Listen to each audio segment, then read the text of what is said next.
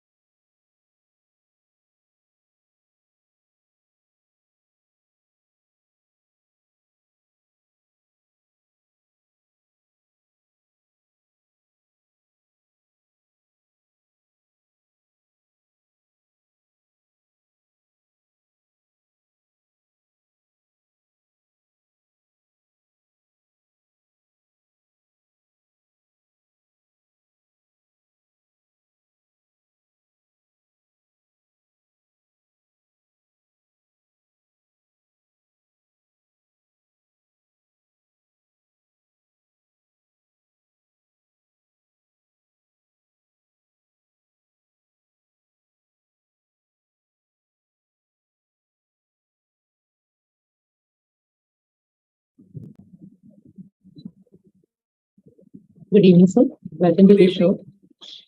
Yes, so we are live now. Actually, I was waiting for the message to go live. I know you have joined a few minutes ago. So good morning, good afternoon, and good evening, everyone.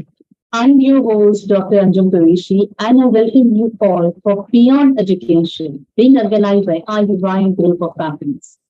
It is a unique talk show that invites people from different parts of the world to share their life journey with us because we believe that we all require to need to listen actually to the success story because it inspires us, it motivates us. Today we have one more inspiring personality with us, Alok Kumar sir from Delhi, who is a corporate trainer and NLP practitioner. I welcome you, sir, for this show. Thank you very much. I'm Thank you. glad to be here. Yes, sir. And we are fortunate to have you amongst us. And before starting with introduction, I would just like to introduce you to consist of role play activities and quiz to make the concepts crystal clear. He's a freelancer in sales, leadership, behavioral skills, soft skills, team building, NLP, communication skills, English language for competitive exams, particularly IAS and other examinations, spoken English, interview technique, organizational, behavior, law of attraction, motivational lecture, interview coaching, and customer sensitization. He has also delivered TEDx talk on how typical and IAS in Janki Devi Memorial College, Delhi University in 2018. So, my dear viewers, this wasn't short about today's guest speaker, and we'll be knowing more about him in our interaction. So, once again, welcome, sir, for the show. So, Thank before you. starting with the interaction, so the introduction that I read, it was like very formal, just related to your career. But we would like to know more about you. Like, who actually is Mr. Alok Kumar? We would like to know something about your family background, about your education. All right. So, you see, I lost my parents quite early in my life. And then I was facing many emotional challenges. So I started reading variety of books, self-help books and other books also of different categories. And slowly I have got a library at my home that is about 1,000 books. So when I was reading those books, I did not realize at that time that I was going to be a trainer. Okay, those books really helped me out. And then I started my career with different, leading corporates. And but after working for a couple of years, I felt that my deeper calling was to get into training and coaching. And since, I was already married by that time and I had a daughter, so it was a tough call. But then I knew that, you get only one life and, that courage is required to take a plunge. And I took the plunge. And that is how I came into the training field. And when I came here, I realized that most of the time, classes become very dull for students. So it's not only, that you come and download the information and that inspires them. So a lot of activities, storytelling, asking good questions, these things are important. So, if you come in my class and you will experience that there's a lot of energy. And I make it mandatory for students to interact, my students or participants. I always tell them that I'm not a television channel, that you sit over there and look at me. I will talk and you will also talk. So this is the journey and I'm loving every moment of it. So that is a real Alok, what you wanted to hear about. Before every training, my only intention is that students must enjoy the session. And in the process, the transformation should occur, knowledge should be gained. Have I answered your question? Yes, sir. Okay. Yes, that's really very interesting. And however, when you are a trainer, so obviously that was required. It should be interactive, and it should, like it is always said, communication is a two-way process. So it has to happen. And sir, one more interesting thing that I found that making life interesting. It Yes. was in your email, and here also, instead of your name, I am seeing this line, making life Yeah, this is my interesting. What is organization it? also, making life Yes. interesting. Yeah. Can you tell more about This this? is, one day over a cup of coffee, I was thinking that what should be the punchline and the name of my organization, both. And I think this became the motto of my life, that I must make life interesting. At the same time, there should be also a transformation. But at no point of time you should compromise on interesting aspect. When you enjoy the process, when you enjoy the journey, the destination, your target, your goal is the byproduct. And that is the reason I have kept the name Making Life Interesting. And that's my mail ID also. Yes, so yeah, and again, that was interesting. Yeah. And so when you started as a trainer, as you already said, it was a tough call for you to Yeah. go as a trainer. So, how was the journey actually? Was it very smooth or any kind of difficulties to start as a trainer? How was it? You see, the journey was not that difficult for me. I'll tell you, most of the trainers rely on social media, and that's right also. But I relied more on my mobile phones. I picked up and connected with the people. Even today, I go slightly against the normal practices where people write a lot of emails and sometimes you get fed up. So I connected with the people, directly. I remember my first client was Auto Compu and Radisson Hotel Noida in Delhi. Okay. So in each case, I spoke to the head of the organization directly and I got the client.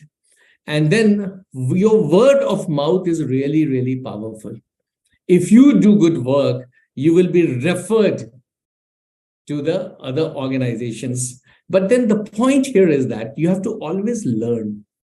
After every session I came back, I thought about what went right and what went wrong. How can I improve myself? How can I make it more interesting, more interactive? And that paid off. Of course, there was a struggle also in the process, but I have enjoyed. Why did I enjoy? Because that was my calling. That is what I wanted to do. So I really believe that your profession should be your love affair. You should fall in love with it. And when you fall in love with your profession, then you are ready to bear all the hardship. Then you don't see hardship as hardship also. You enjoy, okay, this is the problem, let me solve it. That how can I convert it into an opportunity? So Yeah, that's wonderful. yeah. Yes, of course, when we talk about work, that is the first thing that we should be doing, that we should love our work. We should love what we are doing. Yes. And so, as you were telling about your first line, so you have worked with different, many organizations, and in fact, you have been involved in many types of training. So, I also saw in your profile, you have also trained the person with beauty pages. So, Yes. how is it different? So what actually do their sessions, how is it, and what is the content of their You training? see, in that particular program also, I was a communication skills coach. Okay. So I trained all the girls, all the participants, how to answer the questions. Okay, so this is a part, it's very interesting. In the communication skill, 93% is non-verbal. Now, what is non-verbal? It is body language and the tonality of your voice. 55% is the tone. And most people miss this. And of course, it's important to understand what has been asked from you. What the question is. So if you don't get stressed, if you remain relaxed, and if you understand the question, the answer will emerge out of the question. And this is what my training was all about. Of course, I worked on the tonality, I worked on the body language. I also worked to some extent on how you dress up for the occasion. Life is ABCD. So let me explain you what is ABCD. A is appearance, B is behavior, C is communication, and D is your digital presence. So you need to be, even if D takes time, if you work on your ABC, you you arrive at a certain place. There are many people who take, their communication and their way they dress up is very lightly. That doesn't work in the long term. Yes, sir, that was very right. Actually, we generally think that if we can just stand in front of the people and speak a few lines confidently, we are very good at communication skills. But that's not the actual thing. As you said, our body language, it does more about that. Body language, our voice, how we are using it, it does more than that. Answer one more question, sir, for you. Like you are also involved in training the IAS people. So what do you train them? How do you train them? You see, I do workshops pan-India on how to become IAS. Okay. Now, you take any competitive exam, people focus on curriculum, and there is no problem in that. But apart from curriculum, there are life skill issues. Have you set your goal? Do you know how to manage time? Are you resilient? Do you enjoy the challenges? These are some of the areas where we need to train. And, I really want to go to every school and train students about goal setting, time management, and emotional intelligence. That is what is required. So, recently I asked one of the students, why do you want to become an IAS officer? And he said, my father wants me to become an IAS officer. So I asked him, what is your goal? He said, no, I have not decided. So if your own goal is not firmly, in the place, you can't do it. Now, you take any competitive exam in this country. I'm talking about India. If you're well prepared, you will qualify. Most of the time when people do not qualify, or those who qualify, they get an upper edge just because most of the people have not prepared for the exam very well. So what in the seminar I do, I talk about the life skill issues. I talk about the syllabus. I talk about good habits. Like if you want to become an IAS officer, you need to read the newspaper every day. And, recently one of the students told me he reads newspaper once in a month. I asked him, how do you do that? He says, when I go for a haircut in a salon, and there is a big queue. So in order to pass time, I read the newspaper. So that kind of habit will not do. Plus, you need to do a lot of writing practice. So all these things are part of the, these seminars where I guide people how to qualify in one of the best jobs in the country. That's amazing, sir. And just because I said to you about reading newspapers, this is something that the present generation is lacking. They don't have time to read the newspapers. Don't know why, but might be due to the exposure to these digital devices, but they are not at all reading. And secondly, I said to you about the goal setting, you're very confused. They finished the graduation, but they don't know what to do next. Go for higher studies, go for jobs. They are very confused. They're very confused nowadays. So obviously, they need such coaches like you who will be telling them, okay, you have to do this, you have to set your goals.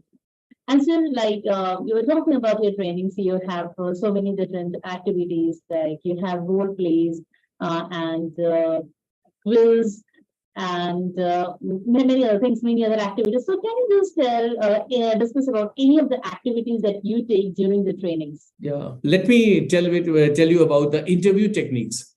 Okay. Recently, I was doing a program, and in fact, whenever I do, I make one student interviewer, another student interview. So there are two chairs. And I tell the student is going to take interview certain questions. And then I ask the candidate to enter the room, and we observe the entire class observe the activity. Now, in most of the cases, students don't knock the door before coming. That's very important. During interview, your 30 seconds is critical. And then when you come, then how do you sit? How do you greet? Is there a smile on your face? You should not betray any kind of nervousness. And this comes through practice. And there I, help them in the body language. And since they are involved, they learn very fast. And I'll tell you the certain traps in all the interviews. The first question is introduce yourself, right? And let me tell you, since I am a part of the different interview boards, 95% of the students are not able to answer this question. Reason is that the proper training and grooming is not done in this area. And many times in colleges, the trainers are hired, they are just hired. Nobody has really checked their competence and other things. So that becomes a huge problem. So it's very important that, and you cannot give very good interview if you're very poor in language. So, the language is the backbone. Let's say you are giving an interview in a Google, for instance, and you can't speak English, then the training will not really work. So a bit of language training is required, but more it is about, where you asked me about the activity. So let me not get away from that. So activity is there where there will be two students sitting over there. One is the interviewer, one is interviewing, and they will be asking question, and the entire class is observing, where the student is going in the right direction, where he is making mistake, and it becomes obvious to everybody. And then, if you ask them that, please share your strengths and weaknesses. So most of them will say, sir, abhi to socha nahi hai. I have not thought about it. They are very confused about it. So you need to guide them to make them understand what are their strengths, their weaknesses. And, I normally guide them for the behavioral questions, whether it's a corporate world of IAS. So if you make them practice for 15, 20 questions, the students will become quite, the possibility of qualifying the interview becomes easy. And why the actual practice required? In one of the interviews and in one of the practice session also, I saw a student wore a new shirt. And there was, that price tag was there, 1950 rupees. And he had forgotten to take off that tag. So there are a lot of problems which, normal students and average students face while giving interview. So it's always the interaction, the practice, the role play, activities that help. Yeah, of course. Okay. And there are many activities, apart from this communication skills, also there are activities. You tell me, I also play cricket on board. Sometimes when I will conduct program for you, I'll do that. And you will find that, this is the game which talks about the attitude.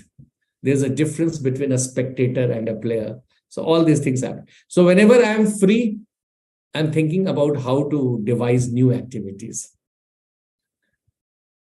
Yes, that is actually required, because when we go for trainings every time, we need to actually change what we did in the last training, and now there's at least some 10 to 20% changes should be there. Otherwise, it becomes very monotonous. Yeah. And so, because you were talking about the interview technique, so one more query that the students always has is about their CV. About the resume. Okay, resume. Yeah. Resume. They have a lot of doubts about the resume. They do. Most of them don't know what to write in it. They will be only writing, okay, I passed 10th in this year, 12th in this year, and I got this much percentage, and in a first year or final year, they don't know what to write in it. So can you just give some tips for updating the resume? It's actually resume is, if you think in a simple way, simplicity is the art of good resume writing. What you have to do, first thing is your name, then your career objective. I tell you the problem where happens. In the college, a trainer comes and tells, this is the career objective. He has written on the board. Every student copies. Now the entire batch of 200 students will write about the same career objective.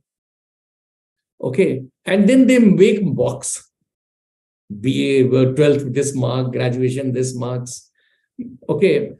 Now, please understand that your latest qualification has to come first. For instance, if you're doing PGDM or MBA, that should be the first, then your graduation. And in that order is very, very important.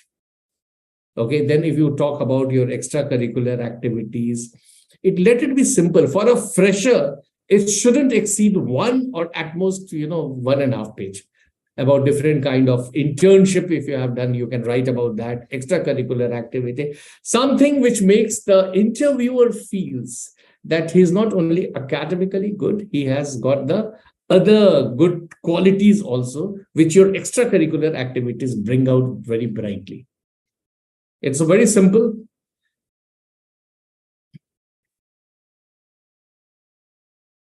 Yes, so it's very simple.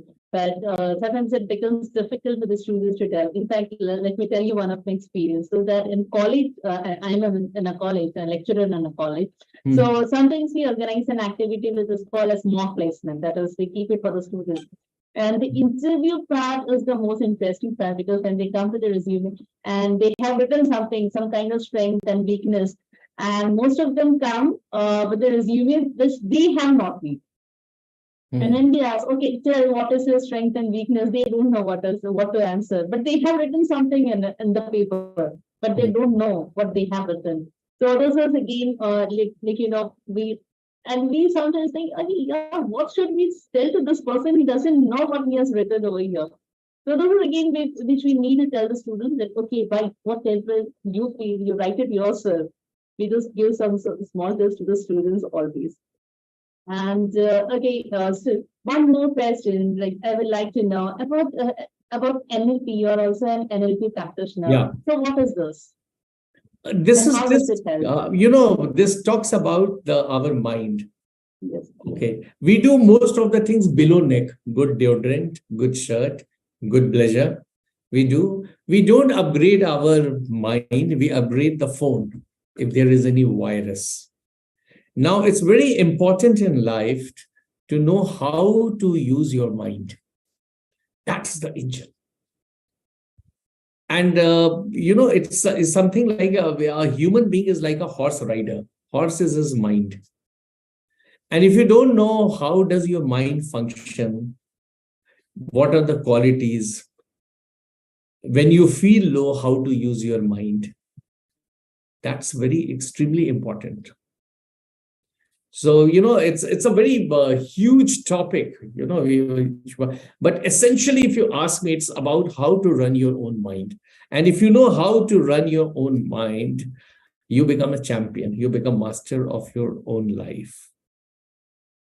So that's very, very important. And, whether you are training on communication skills or NLP, I always focus on how do you talk to yourself. That's very important. Let's say if I start telling you that you have got a severe headache, and I keep telling you for 10 minutes, you will actually experience severe headache, right? So when you talk to yourself, how powerfully do you talk to yourself? That is important. If you perceive yourself as a very strong human being, you will actually manifest all the strengths in the outside world. What we need to realize is this world is not outside in, it is inside out. So more you have to work inside yourself.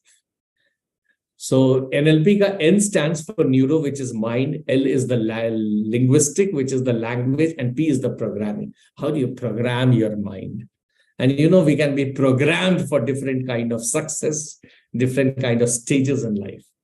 This is a nutshell about this.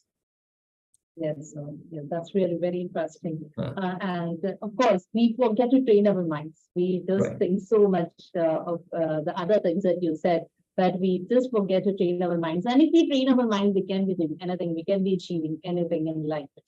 And so, like you're also a TEDx speaker. So can you just tell something about your experience as a TEDx speaker? As a speaker, all right. You see, there are certain things I always tell my students who come for public speaking also. If you are not happy, your audience will be not happy. So you should be very happy and enthusiastic. Only then the energy will flow. That's very, very important. Okay. And the next important part is that as a speaker, you should be able to connect with everybody. Your eye contact should be very nice. And then voice modulation is very important. Like, for instance, we have the highest mountain in the world and the lowest depth of poverty.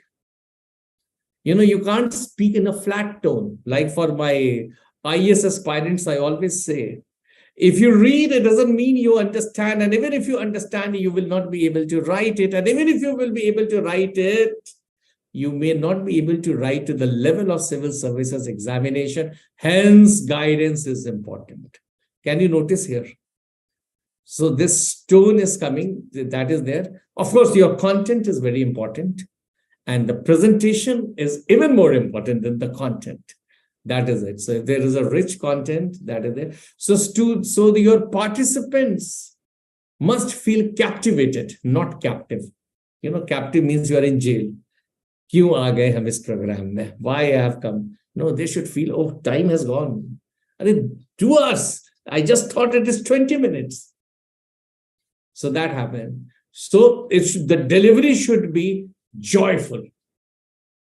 That's very important. And the content should be shared in the form of a story, or you can show a video.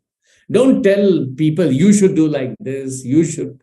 No, don't do that. Bring up story, whether it's emotional intelligence, whether it's goal setting, or any other topic. That makes a lot of sense.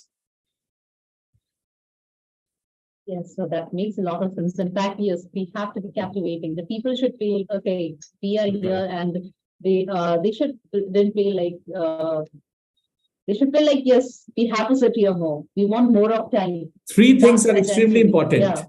Confidence, conviction, and enthusiasm. Yes, that's really very important for a trainer. Yeah. And so, who are your role models? Obviously, you must be having a role model, or you must be having some mentors. Yes, I have multiple role models. Okay, but I'm also a Landmark Forum graduate. And have you heard of this organization? This is also a human potential organization. It's an American organization worldwide. So there is one particular, they call their trainers forum leader. So there is a person called Balwinder Singh Sodhi. And I really love his way of expressing himself. In fact, I have stolen a lot of things from him. So, of course, Balwinder Sodhi is there. I also love the style of Tony Robbins, John Maxwell, Simon Sinek. All these people are there. So there is not one person, but I take, ideas from multiple people. And then I make my own, something which should gel in with your own personality.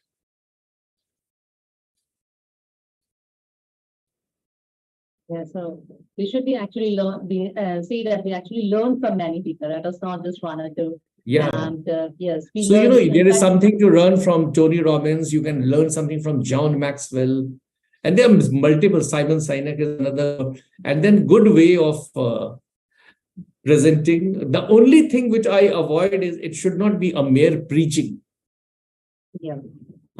I should hit straight to your heart by bringing up a story or something which drives the point very powerfully. Yes, so of course, that was required. Yeah. And so, any kind of goals that you must have set, any kind of short-term or long-term goals that you have set for yourself? Yes, my long-term goal is, of course, to go international for training. So far, only I had an opportunity to train scientists of Bangladesh. But I would like, that is my, long-term goal. But apart from that, what is really, really close to my heart is to go to the schools and do justice with the kids. They are the most impressionable age. And I want to cater to the students starting from 9th to 12th. They go in, especially in our country, they go for intense pressure because there is a competitive exam, GE, NEET, and all those things are there. And I really want to make them emotionally strong and have a very clear-cut perspective. I'm really looking for a forum where, I can just be a part of it and do this work. That's wonderful, sir. That you are thinking of going to the school kids. Yes, of course, sir, they need a lot of attention. Right. And sir, nowadays, one of the problems that is being observed is the digital addiction, we can say.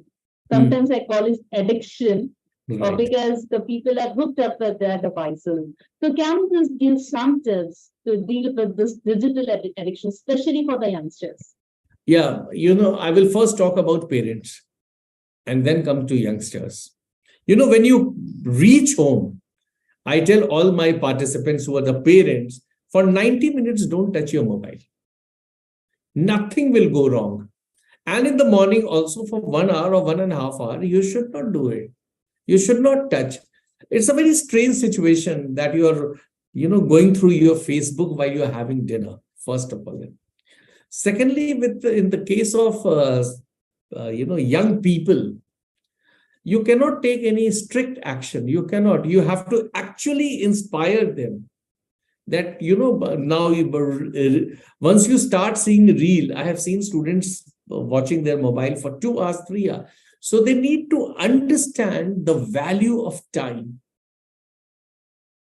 So we need to really talk to them, and people like you and me, it's our responsibility to go to the students and talk about creating values. Right now, we are not creating values. The student is not able to understand that. So what is happening? Because of this digital media, students are less coachable. Understand? I love this word coachable, whether you are not. But they will all become coachable when they will understand that what they are doing is not taking them in a right direction. Right now, they are oblivious to this fact. So somewhere, that education has to be imparted. Now we talk about social media as a distraction. Tell me, in your college or even when I go, how many times do we talk about this? We don't. Instead, you see, the phone is getting replaced. In many colleges, many schools, most of the students have iPhone, the better version. So it's becoming extremely important. And we talked about newspaper reading habits. They feel that on social media, everything is there. And they don't understand that news is not exactly the news, it is views. It is the interpretation of the events. But then coming to this addiction, it's something very serious, and all the trainers, coaches, teachers of this country needs to take step, and we need to talk to students. And talking on social media will not help. We need to go to the classroom and talk. And tell them, and tell them, and don't tell them once. We will have to tell many times that it will not create value in your life. It will not lead you anywhere. And what is the right content that needs to be explained? Yes, sir, of course, as said by you. We have to talk to them. And in fact, I do this many times because especially after this lockdown period, when the students started coming to the college. So I asked them in the very first class, what do you think that is going to stop you from getting placed? They said, ma'am, we don't have good communication skills. So yeah, I said, so what is the problem in that? They said, ma'am, we can't face a person and we can have an eye contact with the person and speak. So, madam, can you tell what can we do for this? So I said, keep away your mobile phones for some time every day. You just make this a practice, because what is happening is nowadays, most of the times your head are bent over your mobile. You're having your heads down and you're talking to your mobile. Even if you're having a friend, you forward a message to him, but you don't talk, you don't share that joke with him or any slogan or whatever it is. You forward it and say, okay, I'm sending this to you, so you also read. So you're not having this habit of facing someone and speaking. So I said that yes, this has to come down. And whenever their parents are there, we need to talk to them also. Yeah. So even if a father and mother, they are equally glued to the mobile phone, And then you expect your children not to be glued. It cannot happen. Somebody has to set example. That's Yes, it. of course. Somebody has to set examples, and it is not that because we are living in such a world that we have to use the digital devices in fact, but Right. it is in our hands how we control it.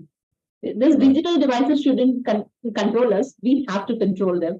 That Very is where good. everyone should be understanding. Okay, so my dear viewers, you're actually listening to Alok Kumar Shah, who is a trainer. And so before leaving one last question for you, we would like to have some tips from you for stress management. Okay, stress management. All right. You see, whenever I got stressed in my life, I fixed time for it. This is my self discovery.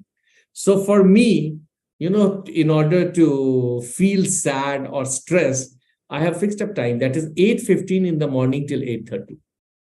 And if I feel stressed at 9 a.m. or 9:30 a.m., I tell myself, Alok, you had fixed time 8:15 a.m. to 8:30 a.m. So one is that. Okay. Did you get this point?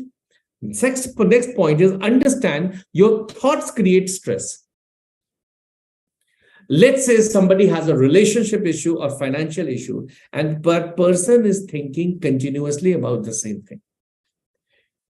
Think about the solution, write it down on the piece of paper, and think about different solutions and then start taking action. When you will start thinking that, what is my next action? What is my next action? If your mind will move towards action, then you will start feeling distressed. I have a friend of mine whose wife is bedridden for last 15 years. So I asked him other day, how do you cope with the stress? He said, Alok, I don't have the time to feel stress. I said, why? He said that I'm always thinking of what next action, which doctor I have to go, what medicine I have to give. Should I hire nurse? Should I not hire nurse? So all this kind of question is coming in my mind. So, if you're action oriented, if you always think, what can I do to solve this problem? Your tension will go, your stress will go. But instead of you're just thinking, oh my God, what has happened to me? How will I survive? Why God is so cruel to me? This kind of thought process will not lead. And one more suggestion I give to my participants, and that is, people say consider every day to be your last day.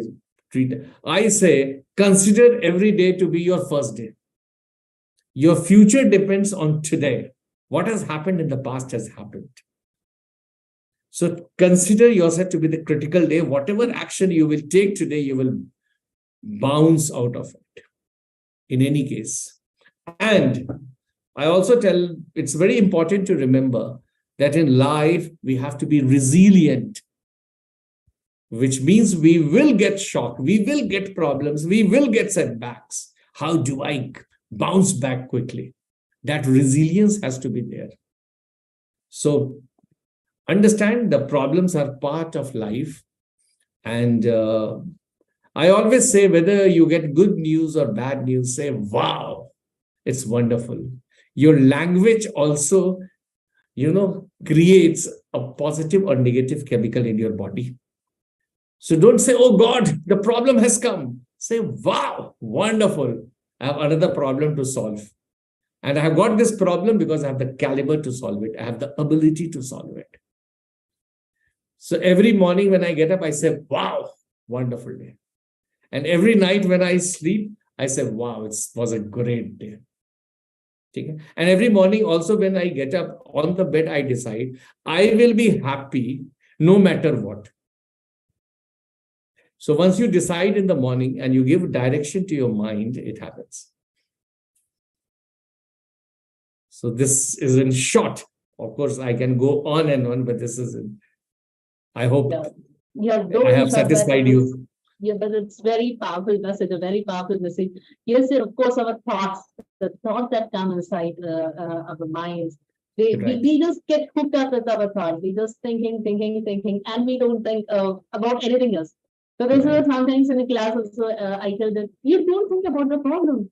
Think about the solution. for that, trying to write down solutions, to come with the solution. And when they do it, obviously they are always successful in their course. The students who do this. You're Others, absolutely right. You know, most of us are spectators instead of players. yeah, We look at the problem, oh God, this problem has come. But the moment you become player, you start solving them. It's all about attitude. yes, it's all about attitude. And yes, like one of the group when they came to me with a project, so I said, okay, this are the problem issues. So I said, how are you going to solve it? They said, no, we didn't think over it. So I said, you just think over it how to solve this, and your project is going to be like one. And so after that, they did very well, and that's a long story. But it is how sometimes we just keep on motivating the students. So thank you, sir. Actually, thank you very much for joining with us. And it was really a very inspiring and motivating session, and a session filled with lots of knowledge, lots of tips for those who are watching us. Thank you very much for joining with us. And Thank you very first of much. all, accepting our invitation to join the show and sharing your experiences with us. And I also thank the founder of the Idym Group of Companies, Ravi Shankar, sir, who's a person with excellent leadership skills and a visionary leader that we are having. And of course, our CEO, Dino Lasmi, and the CND, Zenith now. I thank one and all involved with the show. Thank you, Vana. Thank you, sir. Thank you. Pleasure was mine. Thank you.